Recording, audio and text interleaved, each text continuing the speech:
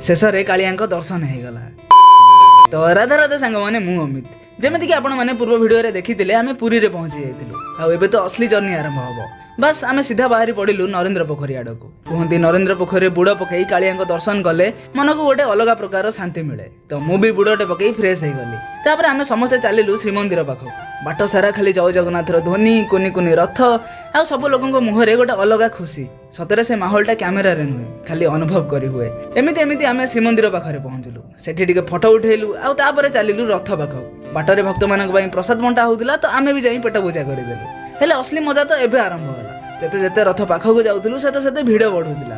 एपटे fire service वाला पानी spray करुथांती सेपटे हजार हजार लोग जय जगन्नाथ कही कही आगक बढ़ुथांती आमे भी सही भीड़र गोटे अंश होई जय जगन्नाथ कही कही आगक बढ़ुथलु। फाइनाली रथ पाखरे पहुंची कालिया दर्शन करदेलु। सत कहूची से समय सेठू बिल्कुल भी फेरिया मन होउनथिला। तांको देखिला परे मन पूरा शांत हो गला। जेते टेंशन जेते दुख कष्ट थिला किछि समय पई सबु भूली जाइथिली। इच्छा तो रथ टाणीबार भी थिला हेले किछि कारण पई टाणी पारलेनी। मनर से छोटिया दुखटा रही गला। तापरे धीरे धीरे स्टेशन आड़ को बाहरी पड़िलु। स्टेशन पहुंची टिकेट करी ट्रेन चढ़ी गलु। आउ एथर ट्रेन पूरा फांका थिला। मन इच्छा सीट बाछि बसी गलु। आउ किछि समय पर ट्रेन छाड़िला। समस्ते पूरा टायर्ड हो जाइथिलु। एमाने तो घर को जिबे हेले मते भुवनेश्वर ओल्हेबाकू पड़िबो काहेकि ना ड्यूटी अछि। फोन चार्ज कम अछि तो रहुची। जय जगन्नाथ।